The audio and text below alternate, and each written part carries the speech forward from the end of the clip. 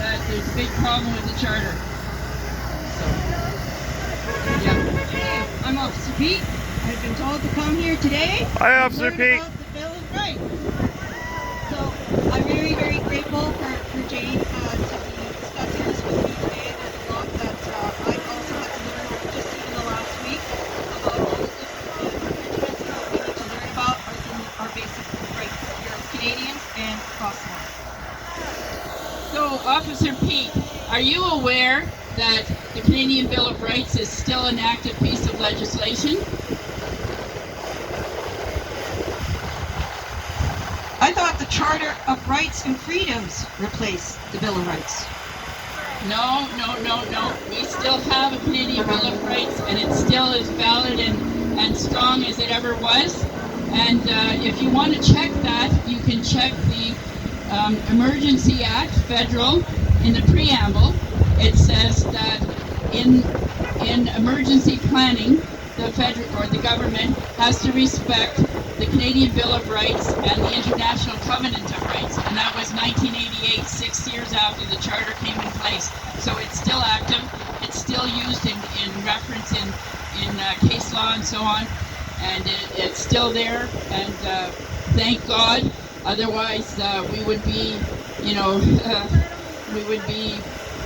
the communists would be able to complete the process that they've been working on for many years.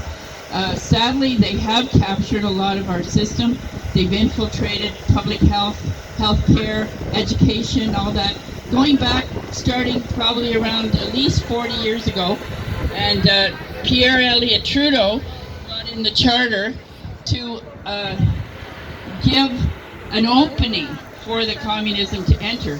Whereas the Bill of Rights, when it was instituted in 1960, it was promoted as necessary legislation to prevent communism from coming into Canada. So thank God he didn't eliminate it. He tried to eliminate it, and for many years it's been ignored by the government and kind of shoved under the carpet. But we're ripping it out, dusting it off, and saying we're going to go for this. We're going to go for this. So cool. I get it. Police officers. Oh, sorry. What's the difference between the Charter and the Bill of Rights? Well, the main difference, there's two serious problems with the Charter, and the main problem, or the worst problem, is Section 1, which I call a commie clause. And the reason why I call it a commie clause, it's the way in which our rights can be undermined. And it's in fact what they're doing, because Section 1 says that the government, not the legislature, the government can override your rights if they think they have a good enough reason. Well, hello, the whole idea of having a set of Bill of Rights is to keep the government in its place. So what the hell's that doing in there? When they can just willy-nilly, off the top of their head, decide, okay, well, we're going to override all your rights because of a virus, without asking anybody, no legislation, just regulation. Something seriously wrong there. But it's even worse because once they bring that into a regulation, it's a law. So the police, if they're just regarding the Charter, are told that they must enforce this because it's law. Like if they're, the Bill of Rights is out of the picture, then they have to respect it. And the idea is you have to get a judge to consider whether the government had a good enough reason to override or not. So everybody always goes, oh, well, yeah, we should be able to do that. It's not a harmful virus, and it's all PCR tests is bullshit, blah, blah, blah. But who the hell has $150,000 to initiate a constitutional challenge? And then we're tasked with bringing all that medical evidence to the court and present. And then, of course, their public health people are going to be pounding that this is a big emergency, blah, blah, blah. So at the end of the day, Rocco Galati has said that the government cannot meet the conditions of Section 71. So if you have a wheelbarrow full of money and you get that far, into the system, and in the meantime the police are enforcing it and your business is gone, but then they tell you, oh yes indeed your rights were violated, we'll cancel that law, and you get like $5,000 or $6,000 as what's been the traditional remuneration for a violation of your rights, and then the law would be canceled, and then you think, okay, that's a victory. No, because it's only COVID-19 regulations that are found invalid. The next day they can say, new variant, more dangerous, more serious, and give you a whole new batch of the same bullshit, start all over again.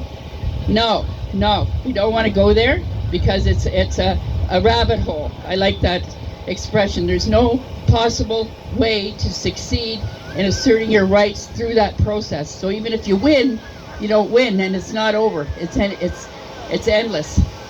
So with the Bill of Rights, it says that only with an act of federal parliament where the government is expressly stating that they're going to override a right can your rights be overridden. So that's a very formal process that we're all involved in, and who the hell in their right mind is going to say, oh yeah, I agree that we shouldn't have a right to protest, we shouldn't have a right to religious freedom, life, liberty, and security, person, whatever the flavor of the day is. And in this case with COVID, all of that is overridden, but it's implicitly overridden.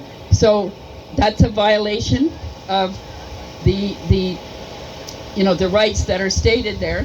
Now there is a difficulty in that the Bill of Rights is only for federal, but police are federally regulated.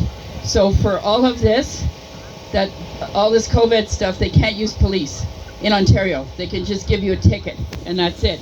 And there's multiple ways of fighting those tickets. But in the meantime, your business can stay open, and your church can stay open, your protest can continue, and then you can take your ticket through the court. And I'm not quite ready. Somebody wants to ask a question, but we'll do that at the end. I'm not quite done. What I think that the task is, there's a couple of things. First of all, people need to know what their rights are. What do they look like? What does it mean? So Section 1, life, liberty, and security of person, and enjoyment of property, and not to be deprived thereof except by due process of law. What that means is well, for one thing, your health autonomy is there, so your right to express informed consent with regard to vaccine, PCR, quarantine, all of that is protected there. If you don't want those things, you don't have to have them. So that's Section 1 of the Bill of Rights. Also, your right to your business, to run your business, to be safe in your home from intrusion by the government. Right there, enjoyment of your property and not to be deprived thereof. And legally, the only time they can enter your business or your home is with your consent, unless they have a criminal warrant. So all of this COVID measure stuff, not valid to be able to enter your home or your business. They have, I know I'm giving a lot at now, but if you put a sign on your home or your business saying no trespassing to police, bylaw, or public health without a criminal warrant, then they don't have implied consent to enter. Otherwise, that's what they've been using for years. Public health has been, just walking right in because your other customers have, implied consent. Your doors are open, so in comes public health. So in order to stop them, notice on the door specifically to them, then they have no legal right to enter unless they have a court order or a warrant, which is pretty much almost the same thing. And in our law, the only way they can get that is by going through a justice of the peace with regard to criminal. And there's one provision that they can get for, like, if somebody has like a serious communicable disease, like actually has it, and they have proof that they have it, and that person is endangering the public by, going to the mall and he's got Ebola or something, they still can't touch him. The cops can't touch him. The public health can't touch him. They have to go to the court and prove to the court that that person has it. And not with that PCR test would never hold up because it's known to have a huge false positive. So the results of that test is not going to convince a judge that that person has the disease. And then, like I say, they have there's no such thing as an order just in case somebody might have it or whatever. They have to actually have it, and the public health has to prove it, and then they can get a court order, and then they can use the police. So that's not what they're doing. So it's my recommendation that you first of all protect your house, protect your home, protect your church with no trespassing notice. And I have some here, and I have a link. If people want it, I can give them a link to get that document. And then also look at the rights themselves. So it's Section 1 primarily that they're violating, because Section 1 also has your protest rights, your religious rights, and your life, liberty, and security of person is all in Section 1. And that's your fundamental rights. So the COVID is violating every single freaking fundamental right that we have. Okay, so there's right there, it's an expression of what rights we have. And then Section 2 says they can't override them. So we need a shift from the Charter to the Bill of Rights. And as further explanation of this document, it's not part of the Charter, never was part of Britain. It wasn't thrust upon us. It was initiated by a Canadian and went through our Parliament. Everybody voted for it, and then it was passed into law. The language in it is the human person. Okay, the Charter is the corporate person, and that one was not through a process of like a full parliamentary process. It was God knows what. He had some martial law authority because of emergency shit, even back in the day, like over the FLQ. He brought in measures to allow him this extra liberty to, stamp on our rights. So luckily, his plan did not work because this legislation survived. Thank God. And so first of all, to know it, Section 1, there's my rights. Section 2, they can't override it. And if there's anybody trying to override it, you can say, hey, where's your act of federal parliament that gives you an express right to override my rights? No, none exists, so back off. You don't need a court to interpret it. It's straight up. You can do it at the door and bring out the bill. You don't have to go to court first and have a Canadian Bill of Rights challenge. You can just bring the bill right out there and say, read it and weep and go. So anyway, I think that's the main thrust of what I want to let people know. And I really believe that we can and we are winning this because the awareness, because the awareness of the Bill of Rights is rising, and people are, whoa, I got rights? You mean I don't have to go to court? Okay, and they're doing things. They're doing all different kinds of things to assert those rights. There's ways to assert them at the airport. There's ways to assert them at Fertino's and Costco and shit like that. And I can explain that to people later if they want more detail. And for this incident this morning over here over Mask, with the Bill of Rights, you can sue the police clearly and the mayor because yes, absolutely, because the mayor is regulated in the criminal code, which is federal, which that means they come under the Bill of Rights. So the mayor comes under the Bill of Rights and the police come under the Bill of Rights. So it's actually quite a simple argument to make. There's the right, there's the violation, it's on video, they're guilty. So there you go. So what's yes, yeah. Well, actually, with the Bill of Rights, you can't sue everybody. They have to be federally regulated. So the mayors are federally regulated, and the police are. So for now, those are how to go. In Alberta, they had the foresight to even increase the defense, the legal defense in Alberta against communism.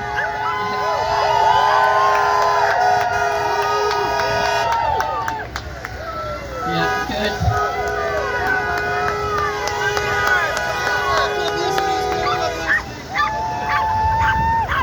So, anyways, Alberta has an Alberta Bill of Rights, so they can sue everybody there. They can sue public health, they can sue the premier, they can sue the mayor, they can sue police, the whole enchilada. But for now, at least I'm happy. We're already in the process of preparing a lawsuit against Tory in Toronto. Yay, Tory, and Hamilton, and probably now Whitby, because they overstepped. They clearly overstepped, and we have the way to make them responsible and accountable. And then the other thing that we need to do is we can't win this without collaboration with the police. If they don't collaborate, good night. You might as well go start looking for a bunker, because we're in deep right now. So I believe that the police are not captured. They're infiltrated and they're working on it, but they're not captured yet. And the same with the military. The military aren't captured yet. There's a plan, and the plan is primarily getting people distracted and running in circles with the charter. That's the plan, until everything is complete, until they've basically established that you have no rights. And that's what communism is. Communism is a political state where you have no rights. If you have rights, you have no communism, and if you have communism, you have no rights. So we have to assert our rights. First of all, recognize that we have them and where they really are, and they're not in the charter. It sounds like it. It's kind of a, well, actually, interestingly enough, on the decorative copy of the Canadian Bill of Rights, there's some people along the side, and they're in clothes, and you can see their skin and their hair and all that. They look like real human beings. In the charter, there's decorative people on the side, and there's shadow people. So it's not our document. It's not for us. It has like sort of a shadow of what our rights are. They kind of have like smoke and mirrors. Like there it is, but it's not really there.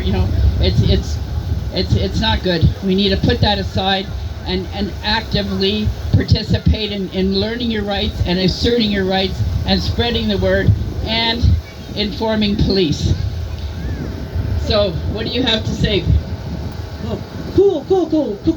I get it. As a police officer, I need to uphold human rights even in a pandemic. What that says to me, I can't even see. What that says to me is I cannot demand ID from anyone unless they are being criminally investigated. And I cannot enter a private dwelling without permission unless I have a criminal warrant with me. That's right. That's how our system is designed, to give us the ultimate control of our person and our property and our business and all of that. And it's still there. The rights are still there, and officers are catching on. They're making comments to people that they're aware now, and they're trying to do what they can to bring it in. There was one woman that had a question.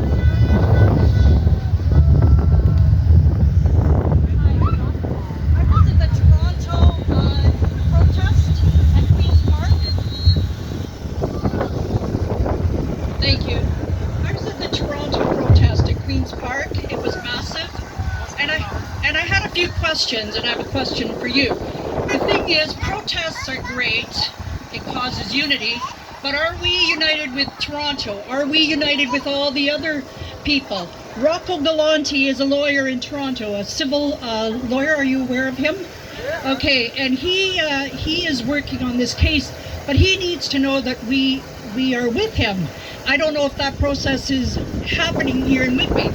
The other thing is, and this is very important, a petition needs to be created and needs to be registered with the House of Petitions in Ottawa.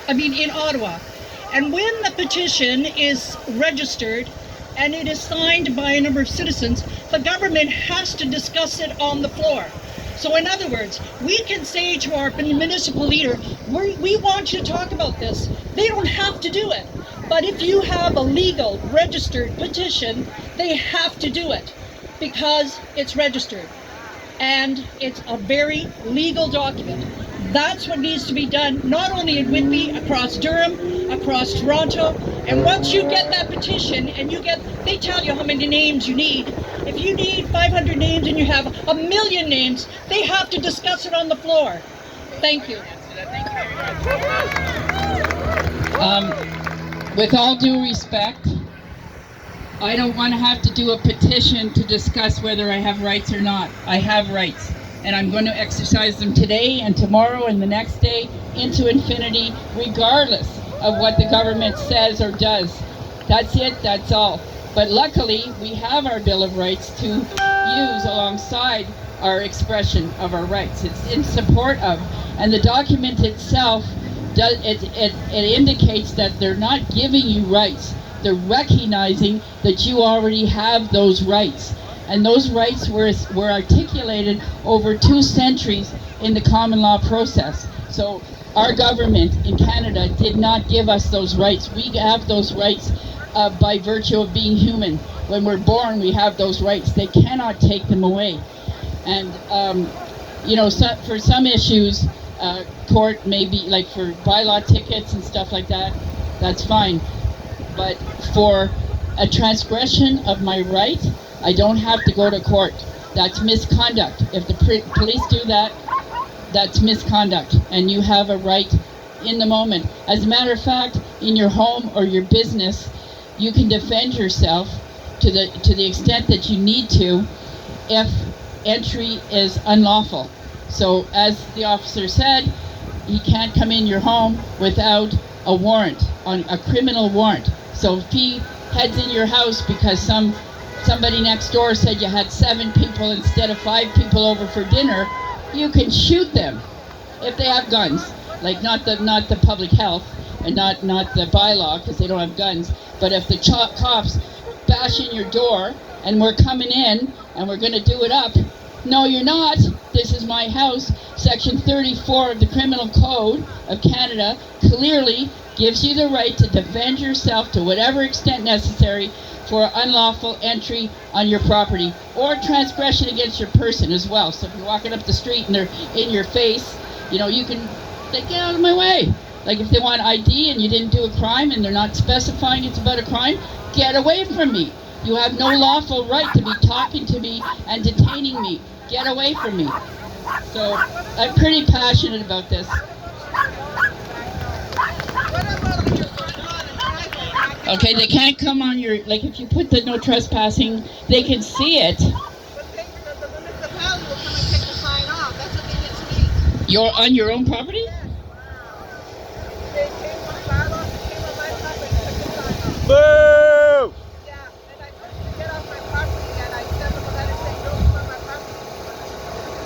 Okay, sending a letter is a good idea because that clearly establishes it.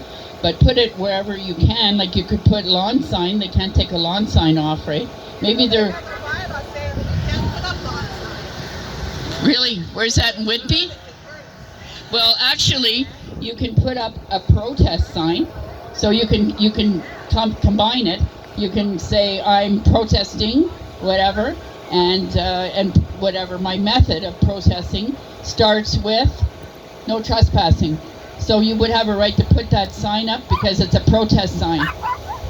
And that's where you get that right is Section 1, where it says the right to freedom of expression. This lady over here has a question. Do you want to come up?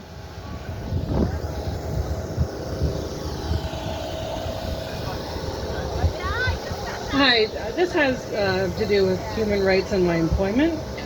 My employer is refusing me work, and I have tried to use my human rights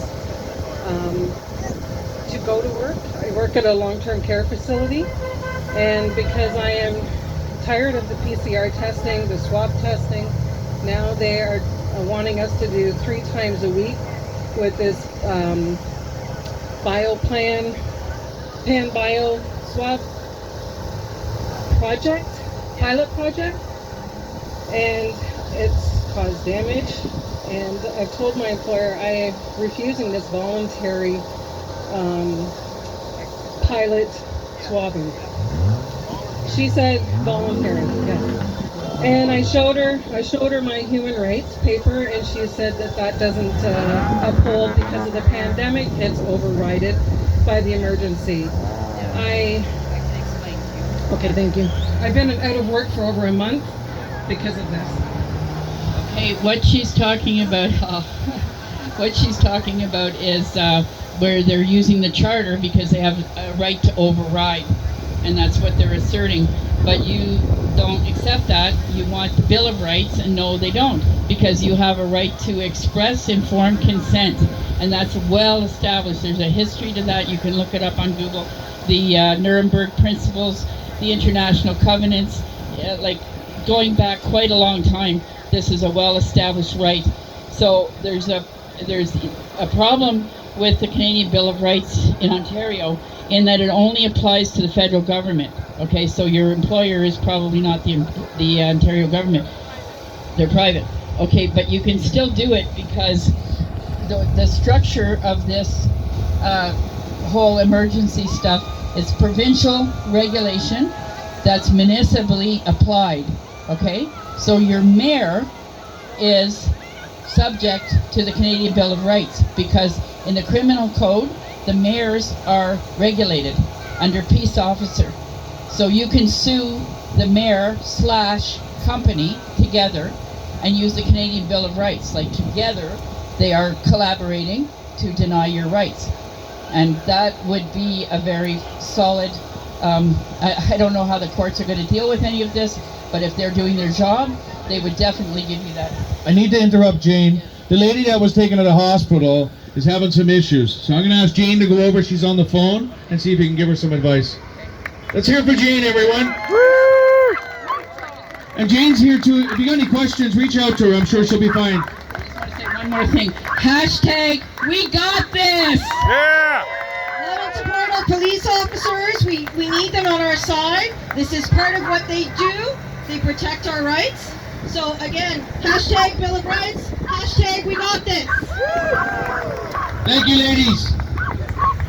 Okay, moving right along here, guys. We got a couple of people that want to speak, so we're going to get Daryl up here next, and then we'll get Jada. And if anyone wants to speak, come see me. I know we're behind on time, so let's try and make it a little bit quick, and we'll get as many up as we can.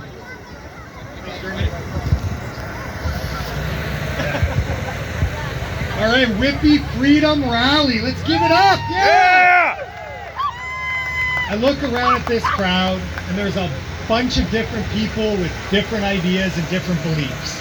And under normal times, we may not come together. This whole COVID pandemic, whatever you want to call it, is tearing people apart, tearing families apart. But in a lot of ways, there's some good things. It's brought us together, which is good. What is it that we have in common? We all understand something about freedom. We all understand it's important, it's a priority to us, but we all understand that freedom isn't free. Freedom costs. You need to sacrifice to maintain your freedom. I want to speak to you from my perspective. I am a Christian, and I believe what's going on right now is a spiritual war. I think the stuff that we're looking at that's happening to us is pure evil. Now, if you're not a Christian or a believer, that's okay for what I have to say to you, because we can share ideas together. I got stuff I can learn from you guys, and I have stuff that I think is important, that God has stuff to speak to you. What the government is doing to us, I don't think any of us are really surprised by it. It's not like, wow, that's how they think. They want more power. We're not surprised by that. They are acting like a damn schoolyard bully. They're walking around and they're taking our milk money by force. They're taking our rights from us by force. That's how they're acting. My question is, where the heck is the church in all of this? Why are all these churches around so quiet, so closed, so masked, so distant?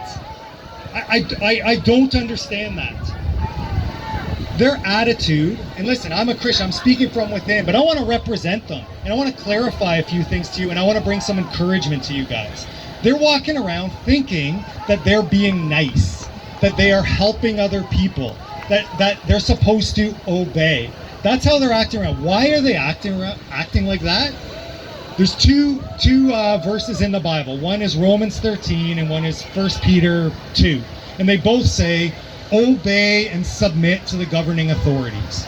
And that's why they're doing that. That's why they're being nice and obeying.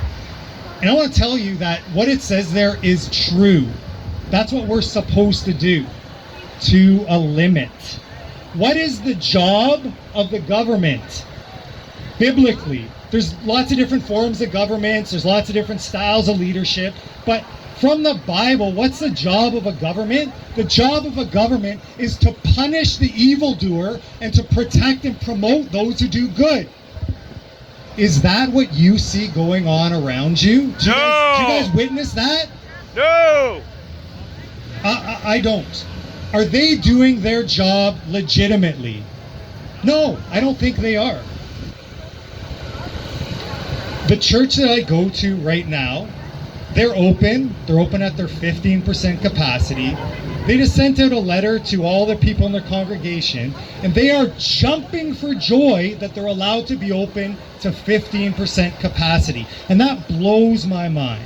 That's like the schoolyard bully coming up to you and kicking you in the shins and saying, hey buddy, I'm only going to take 15 cents of your dollar today. Give me the 15 cents.